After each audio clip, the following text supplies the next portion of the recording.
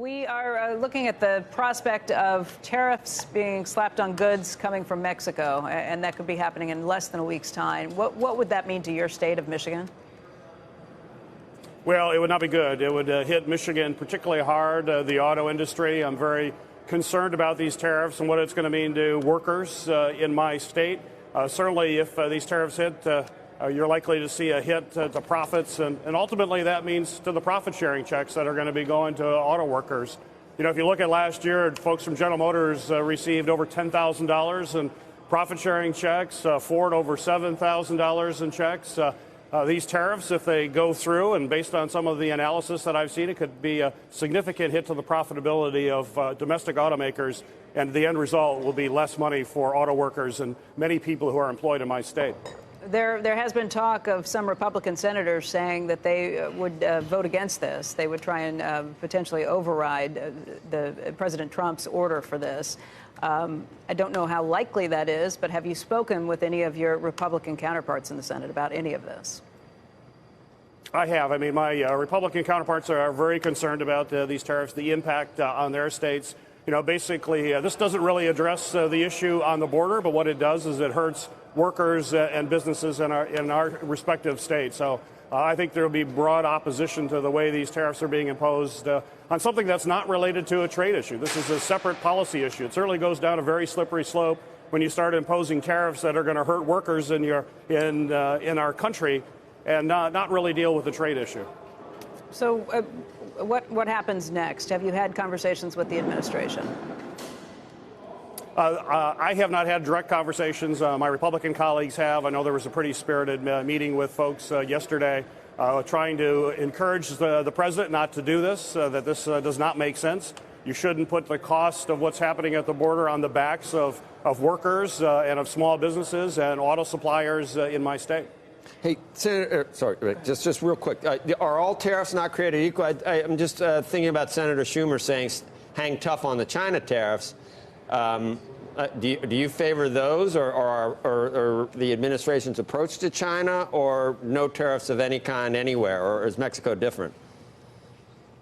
Well, no, I think tariffs is a tool that you use on trade issues, but they need to be focused. Certainly, I believe that we have to be tough with China and make sure that trade rules are being followed. But I think the administration is doing it in such a broad, blunt instrument way that it doesn't make a lot of sense, and there's a lot of really harmful impacts on workers in Michigan as a result of what we're seeing, as well as on farmers. Farmers have been hit in a very negative way in Michigan as a result of these broad-based tariffs. Yeah, you can use tariffs as a tool, but you should do it in a smart way, and I don't think we're seeing it being used in a smart way at all. You know, it does raise the question about what to do with the immigration problem at the border, and I know you made a visit to the border recently yourself. What did you take away from that? Well, there's no question we have a large number of folks that are coming across the border now, and it's different than what we've dealt with in the past. In the past, they tended to be young Mexican males that came across. They'd be apprehended and sent back. Now we're seeing large numbers of families from Central America, from Guatemala and Honduras and El Salvador. We need to increase our processing abilities at the border. We clearly need more immigration judges and more personnel on the border to deal with the folks that are coming across, as well as some of the humanitarian issues. And there's no question we need to have Mexico as part of that solution as well, Senator, on their southern border. Do you think there needs to be a greater deterrent to people wanting to come to the United States? That fundamentally underneath all of this is the question. And some people will say, no, you want this to be the most beloved country in the world. You want everybody to want to come to this country, and others don't. Well, the issue is very complicated. It's a combination of both pull factors and push factors. You're talking about pull factors and the deterrence. Certainly we have laws. We should allow legal immigration, but we need to enforce the laws that we have in this country. And certainly we need secure borders. I think that's fundamental. There are also push factors from Central America as a result of violence, really a dysfunctional government, as well as drought that's causing economic challenges for people that are seeking a better life. Should we be providing aid?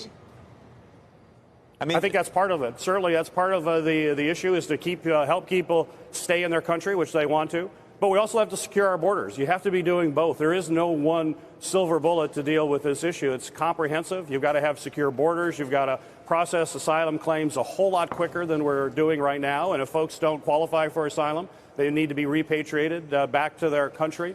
We also need to deal with some of the fundamental issues that are happening in Central America that are pushing people north. Right. If we're not doing all of that, we won't be successful in the end. I mean, you want to have a great country where people want to come, but you don't want to have law that induces people to try to come here illegally. That's absurd.